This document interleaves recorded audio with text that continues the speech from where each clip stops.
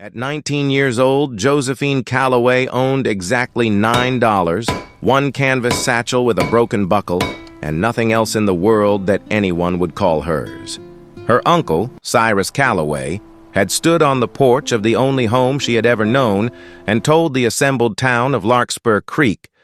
Colorado Territory, that a blacksmith's daughter had no claim to a blacksmith's forge, whatever her late father might have promised her in whispers by the fire. With the last of her $9, she did the one thing every soul in that town agreed was pure foolishness. She walked 2 miles past the cottonwoods to a blackened, collapsing ruin the children dared each other to run past after dark, a place called the Cursed Anvil, and she bought it for $12 from a land agent who could barely keep from laughing. But sealed behind the soot and the ash of that dead furnace was something that would not simply change the fortune of one overlooked young woman. It would return an entire town to itself and settle a debt that had waited 12 long years to be paid. Settle in and let us tell you the story of Josephine Calloway. If you have ever been told that the thing you loved was worthless, we would love to hear in the comments where in the world you're watching from tonight. Long before the world had any reason to doubt her, Josephine had grown up inside the ringing music of iron. Her father, Thomas Calloway, kept the forge at the heart of Larkspur Creek, a town of perhaps 400 souls scattered along a silver quick creek at the foot of the Front Range, where the wind carried the smell of pine sap in summer and wood smoke in winter, and where every wagon wheel, every plow blade, every horseshoe that kept the town moving passed at some point through her father's hands. Her mother had died when Josephine was 6, of a fever that took 3 other women in town that same hard winter, and so it had fallen to Thomas, gentle and broad-shouldered and slow to anger, to raise his only daughter in a house that smelled of coal smoke and leather and the particular mineral sweetness of hot metal cooling in water. Most fathers in that country would have sent such a girl to live with an aunt, to learn sewing and bread-making and the quiet arts expected of her. Thomas Calloway did something different. He let her sit on an upturned bucket just outside the reach of the sparks and watch him work. And when she was old enough to ask questions instead of simply watching, he answered every one of them as though she had asked something worth answering. She learned in that forge that iron did not lie. A blade that had been rushed would show its haste in a crack no eye could see until the day it failed a man in the field. A hinge forged with impatience would groan every day of its life and announce the shortcut to anyone who cared to listen. Her father used to say that the fire did not care whose hands were on the bellows, only whether those hands were honest. And Josephine took that lesson so deeply into herself that it became less a saying and more the shape of her own character. By 12, she could bank a fire to hold its heat through a cold night. By 15, she could draw out a piece of stock into a taper so even that the old ranchers who came through with broken tools began, quietly and a little sheepishly, to ask for Thomas's daughter instead of Thomas himself, on account of her patience with the delicate work. Her father never once discouraged this. When the town's more proper women clicked their tongues about a girl who came to church with soot under her fingernails, Thomas would only say that a trade honestly learned was worth more than a reputation politely kept, and that he intended to leave his daughter something sturdier than either. It was not only iron he taught her. He taught her, without ever making a lesson of it, that a forge belonged as much to a town as to the man who tended it. Farmers who could not pay in coin paid in eggs, in a share of the harvest, in an afternoon's labor mending his fence. And Thomas kept a mental ledger of who was proud and needed the fiction of a fair trade, and who was truly destitute and needed charity dressed up as a trade instead. Josephine watched him extend this kind of grace to half the county over the years, and she absorbed it the way she absorbed the rhythm of hammer on anvil, until it was simply part of how she understood what it meant to be useful in the world. She did not think of it as virtue. She thought of it, if she thought of it at all, as the ordinary weather of her childhood. Her father was not a wealthy man, not in the way the bankers and the land speculators who had begun arriving in Larkspur Creek with the railroad survey crews were wealthy, but he was, in the truest sense available to him, a rich one. He owned his forge outright, having paid off the note his own father had left him years before Josephine was old enough to remember it. And he had a small stand of good tools, a decent house behind the smithy, and the kind of standing in a small town that could not be bought at any price, only earned one honest year at a time. It was this quiet, hard-won security that made what came next feel less like misfortune and more like theft, though it would take Josephine a long while to understand precisely who had done the stealing.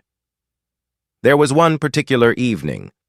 the winter Josephine turned 14, that she would return to often in memory in the years that followed. A ranch hand had brought in a plow blade snapped clean through, cursing the shoddy iron of the man who had sold it to him, and Thomas had set Josephine to work reforging it herself while he watched from his stool by the door,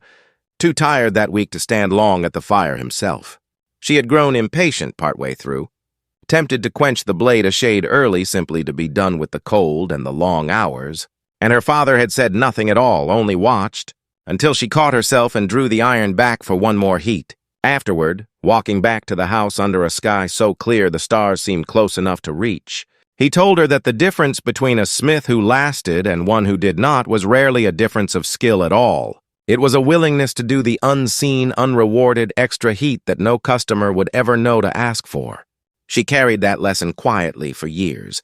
not yet knowing how directly it would one day apply to a ledger, a hidden box, and a debt owed to people who did not even know it existed.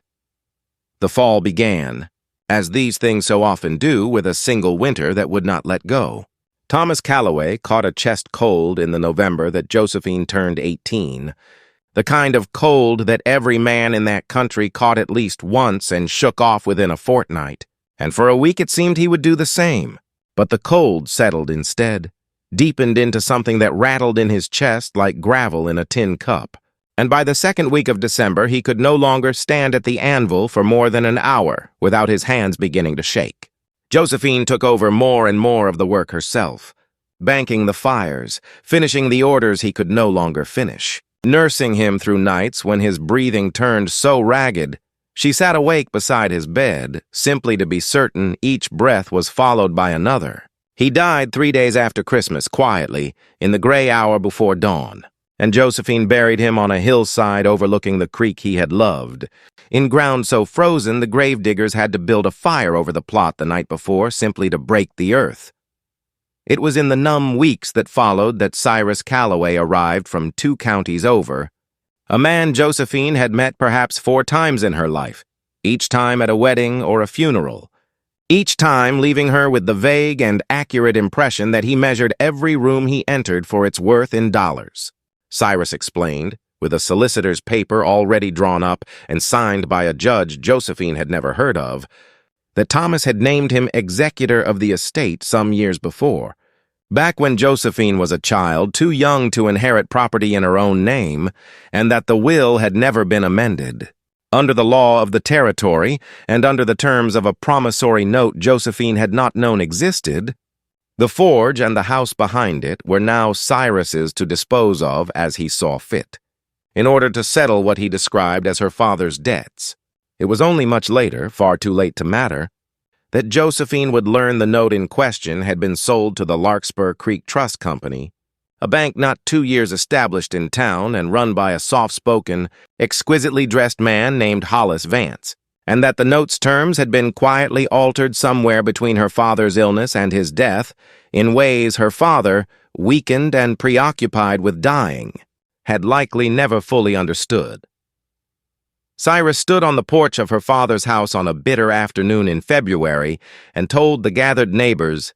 in the tone of a man performing a regrettable but necessary duty, that the property would be sold to satisfy the debts, that Josephine was welcome to take whatever personal belongings fit in a single trunk, and that a young unmarried woman had no business and no legal standing, attempting to run a forge on her own regardless of whatever skill she fancied she possessed. Some of the neighbors looked at their boots. A few, to their credit, protested, but a protest from a farmer's wife carried no more legal weight than Josephine's own, and by the end of that week the forge that had rung with her father's hammer for 30 years belonged, on paper to a bank that had existed for less time than Josephine had been shaping iron. What made the loss harder to bear than the loss itself was the quiet way the whole town seemed to accept it. Men who had once waited an extra week for Thomas Calloway's honest work, rather than pay less for a shoddy blade from the next county over, now nodded along as Cyrus read out the terms of the note, as though the mere existence of a signed paper made the matter beyond discussion. Josephine understood, watching their faces, that most of them were not unkind, only frightened. In the particular way people in a small town become frightened when a new bank arrives, promising easier credit and faster loans, and no one wishes to be the next name called out on a porch in February. She did not hate them for their silence. She only resolved, somewhere in the cold, private part of herself, where she kept the things she could not yet say aloud, that she would not spend the rest of her life waiting for someone else's permission to matter. She packed her father's second-best coat, a small leather roll of his hand tools that Cyrus either did not notice or did not care enough to claim, a photograph of her mother, and the canvas satchel that had been her mother's before it was hers, and she walked out of Larkspur Creek with $9 sewn into the satchel's lining, because even in her grief she had not entirely lost the habit of thinking ahead. She did not know where she was walking to. She only knew she could not stay in a town that had watched her lose everything and called the arrangement lawful. It was 3 days later, in a stretch of road between Larkspur Creek and the next settlement upriver,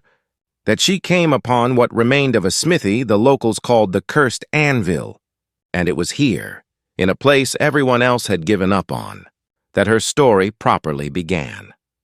The ruin sat a half-mile off the main road, at the edge of a stand of cottonwoods along a spur of the same creek that ran through Larkspur, close enough to the old wagon route that a smith once could have made a fair living, and far enough removed that, by the time Josephine found it, most people in the area had stopped thinking of it as a place of business at all.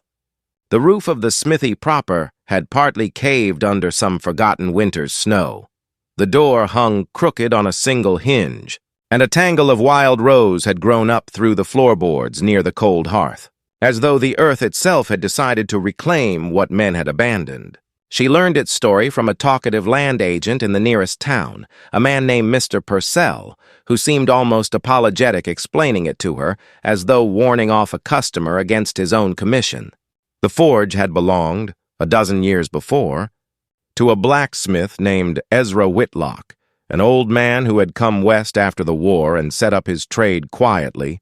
asking no questions of anyone and answering few himself. In the years before a proper bank had come to that stretch of the territory, it was said that miners and homesteaders alike had trusted old Whitlock to hold their gold dust for them, a pouch here, a pouch there, weighed and marked and kept safe behind his forge, rather than risk the long ride to the territorial bank or the dubious safety of a cash box under a floorboard. Then, one autumn, Ezra Whitlock had simply stopped answering his door.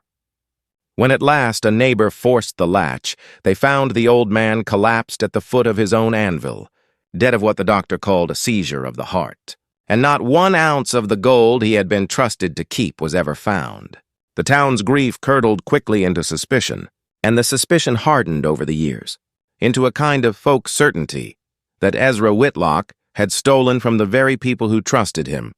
hidden his ill-gotten gold somewhere no one would ever find it, and died before he could enjoy his theft. The forge had stood empty and unloved ever since, sold for taxes twice and unsold a third time, until Josephine arrived with her $12 and her stubborn refusal to believe that a ruin so thoroughly despised could not still be made useful. Mr. Purcell tried, with real if slightly amused concern, to talk her out of it. He offered her instead a small room above the mercantile in exchange for laundering, or a position minding a rancher's children, either of which he considered more suitable for a young woman traveling alone. Josephine listened to all of it politely and then asked him quite simply whether the forge and its land were for sale or not. They were, $12 as is, and Mr. Purcell would be glad, he said, to be rid of the listing at last, and gladder still that whatever misfortune the place carried would no longer be his responsibility to explain to prospective buyers. Josephine signed the paper with the same steady hand she had once used to sign for deliveries of coal, and became, before the week was out, the sole and legal owner of the cursed anvil. She spent her first week simply clearing it, hauling out rotted timber, cutting back the wild rose, patching the roof with what scrap tin she could scavenge and trade her labor for, and it was on the 8th day, while she was raking the deep bed of ash and clinker out of the old furnace to see whether the firebox itself could still be trusted to hold a flame, that her rake caught on something that was not stone. It was a loose brick set differently from its neighbors, mortared in place with a mixture that had gone soft and crumbling with age in a way the surrounding brick had not. Josephine worked it free with her fingers, expecting nothing more than a nest of mice or a pocket of collapsed flue, and instead found her hand closing around the corner of an iron box, no larger than a hat box, blackened with soot but sealed tight enough that when she finally worked it loose and pried at its lid with a chisel, the inside was dry as the day it had been shut. Inside lay 4 small leather pouches, each one weighted with something that shifted like sand when she lifted it, each one marked in a careful slanting hand with a name and a number of ounces. Beneath the pouches lay a ledger book, its pages filled top to bottom in that same careful hand, and tucked into the ledger's back cover a folded letter addressed simply, "To whoever finds this." Josephine sat on the cold hearthstone with the letter in her lap for a long while before she found the nerve to open it, and what she read there rearranged everything she thought she understood about the ruin she now owned, and about the town 12 miles distant that had cast her out only weeks before. Ezra Whitlock's letter, dated some months before his death, explained in plain and unhurried language what the town of Larkspur Creek and its neighbors had never known. He had indeed held gold for his neighbors, just as the old stories claimed, but he had never spent a grain of it. What the town did not know was that in the last year of his life, a smooth-talking young man of business named Silas Vance had arrived from the east with a scheme to open a proper trust bank, and had come to Ezra directly, proposing that the old smith simply transfer every ounce of the gold in his safekeeping into the new bank's vault, where it would earn interest and, not incidentally, where Silas Vance would control it entirely. Ezra had refused. He had watched too many such schemes collapse back east, had heard too many stories of bankers who moved west precisely because the law moved slower than they did. And he did not trust a man who wanted other people's gold more than he wanted their friendship. When he refused, Vance had grown first wheedling, then threatening, hinting that he could make life difficult for an old man with no family and no legal claim over gold that was not strictly his own to refuse on others' behalf. Ezra's letter made clear that he feared in his final months that something might happen to him, and that if it did, he wanted whoever eventually found this box to understand 2 things. First, that every ounce inside belonged to the families whose names were written beside it, and should be returned to them or their heirs in full. And second, that if Silas Vance or his kin were ever in a position of trust over that town's money, someone ought to look closely at how that trust was being kept. Josephine read the letter twice, then a third time, and then sat very still in the failing afternoon light while the shape of it settled over her like a second skin. The ledger recorded names she did not recognize, families from the old mining camps upriver, most of whom had likely moved on or passed away in the years since. But 2 names near the bottom of the ledger's final page stopped her breath entirely. One was Calloway, 10 ounces deposited by her own grandfather, years before her father had ever taken over the forge. A small nest egg Ezra Whitlock had apparently held in trust and never returned because he had died before anyone came looking, and because the Calloway family, in the generations since, had simply forgotten the story of an old smithy 2 towns over. The second name, scrawled in a different, more recent hand at the very bottom of the page, as though added after the fact, was a note, not a deposit. Silas Vance came again today. He does not ask kindly any more. It was in that moment, sitting amid the ash and iron of a forge everyone else had written off as cursed, that Josephine Calloway understood she was not simply the owner of an abandoned ruin. She was the keeper of the very evidence that could explain at last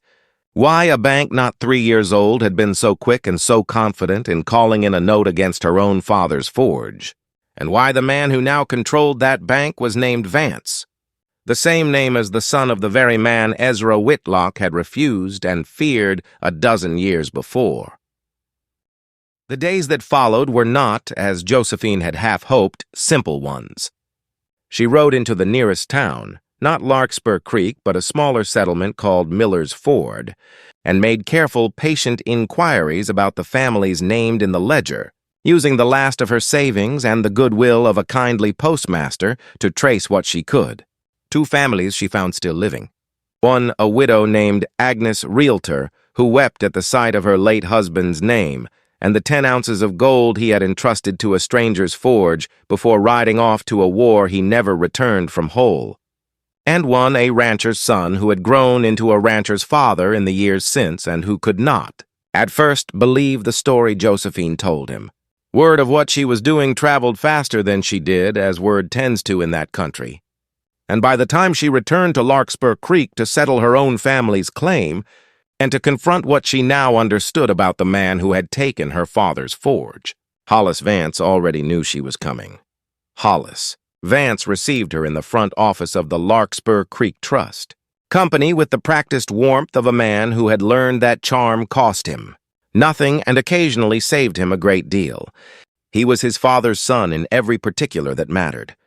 Josephine thought, watching him steeple his soft, uncalloused fingers on the desk between them. A man who had built his standing in town not on anything he had made with his own hands, but on the careful administration of other people's need. When Josephine laid the ledger on his desk and explained plainly what she had found in the ashes of a forge his own father had once tried to bully an old man out of, Hollis Vance's expression did not so much as flicker for a long moment, and then he smiled the smile of a man rearranging his strategy in real time and told her that whatever an old, addled blacksmith had scrawled in a private book a dozen years before could hardly be considered a legal document, that the trust company's records were the only records that mattered under territorial law, and that he would, regretfully, have to advise the sheriff that a young woman traveling alone was going about the county making slanderous claims against an established institution.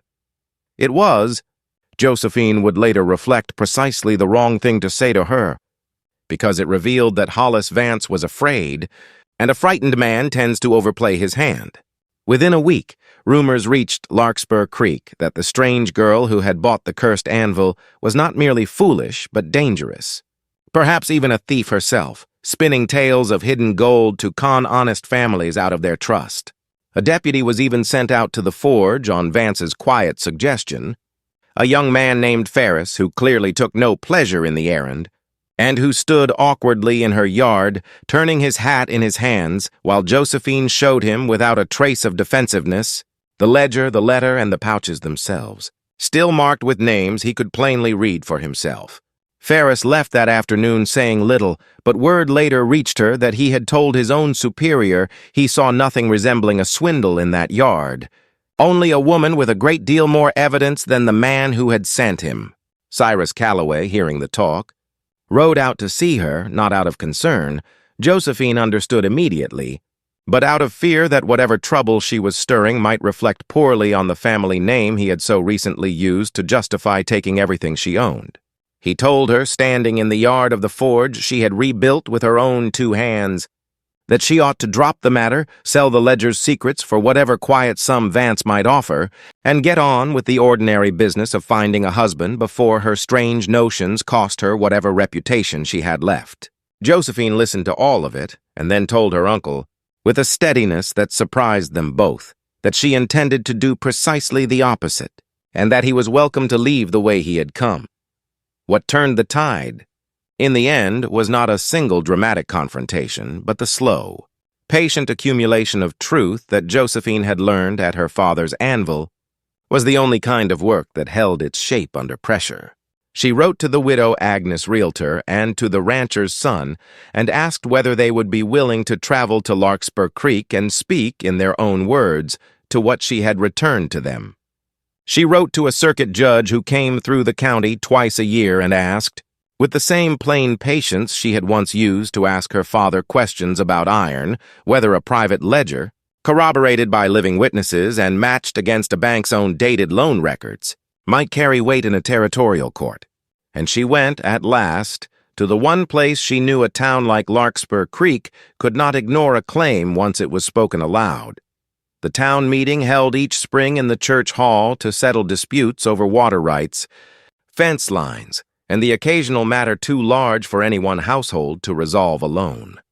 She stood before that hall on an evening in early May, with Agnes Realtor beside her and the rancher's son behind her, and the ledger, the letter, and the 4 leather pouches laid out on the table where the minister usually kept his hymnals, and she told the town, in the same plain voice her father had used, to explain why a hurried blade would fail a man in the field. The whole of what she had found in the ashes of a forge they had all agreed to call cursed. She showed them Ezra Whitlock's letter in his own hand, and she showed them the note in the trust company's own ledger, procured through the judge's quiet inquiry, in which the interest rate on her father's loan had been altered, after the fact and without his signature, in a hand the judge's clerk was prepared to testify matched Hollis Vance's own. She did not ask the town for sympathy. She asked them only to look at what was in front of them and decide, as her father had always insisted iron itself decided, whether it would hold. It held. Agnes Realtor's testimony of a husband's gold entrusted and never returned, paired with the rancher's son's plain confirmation of his own father's 10 ounces, did more to move that room than any argument Josephine could have constructed alone. And when the circuit judge arrived a fortnight later to review the whole matter formally, he found sufficient cause to freeze the trust company's assets pending a fuller accounting, an accounting that would, over the following months, reveal that Hollis Vance had inflated or altered no fewer than 11 notes across the county,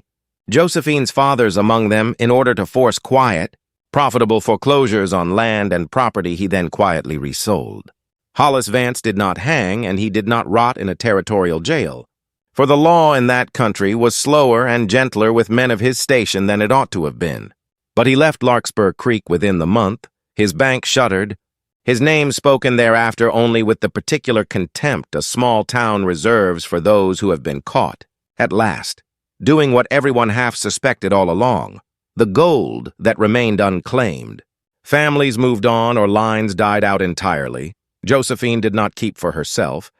though under any reasonable understanding of the law she might well have. She brought it instead before that same town meeting and proposed that it be used to establish a proper schoolhouse for the children of Larkspur Creek and the outlying farms, a building the town had talked about for a decade and never quite managed to fund, and to dig a second town well nearer the eastern homesteads, so that no family would again lose a season's crop to a dry summer for want of water close at hand. The town, chastened and grateful in roughly equal measure, agreed without a single dissenting voice, and the schoolhouse that rose that autumn on the hill above the creek bore, at the insistence of the building committee rather than Josephine herself, a small iron plaque forged by her own hand, naming Ezra Whitlock as the man whose honesty, however long doubted, had made it possible. On the day the schoolhouse opened its doors, Agnes Realtor stood at the back of the small crowd with her hands folded and her eyes bright, and told anyone who would listen that she had waited 12 years to hear her late husband's honesty spoken of kindly in that town, and had never once expected it would come from a girl she had met only that spring. Even Cyrus Calloway made the ride out for the dedication, standing near the rear of the gathering with his hat in his hands, and though he offered no grand apology, he did, before he rode home, tell Josephine quietly that her father would have been prouder of the schoolhouse than of any forge, and that he was sorry it had taken him so long to see what kind of woman his brother had actually raised. As for her father's forge, the note against it void and its debt discharged by the same accounting that had unmasked Hollis Vance, Josephine returned to it at last, not as a woman thrown out, but as one welcomed home, and she ran it exactly as her father had, taking eggs and labor from those who could offer nothing else, and turning away no honest hand that needed iron shaped into something useful. It is worth remembering, now, exactly where this story began, with a 19-year-old woman standing at a crossroads with $9 to her name, Having just been told by the one relation she had left that she was unfit to inherit the only trade she had ever known, Josephine Calloway did not argue with Cyrus that day. She did not need to. She simply walked, with what little she had,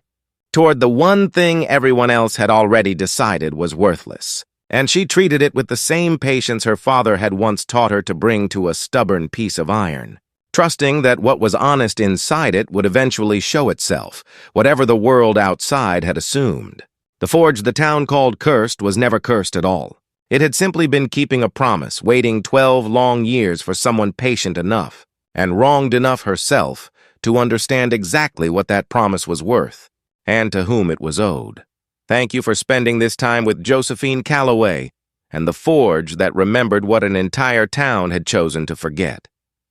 If you have ever found real worth in something everyone else had already written off, a person, a place, an old and rusted thing nobody else wanted, we would love to hear that story from you in the comments below. Share this one with someone who needs to be reminded that being overlooked is not the same as being without value. Until next time, stay close.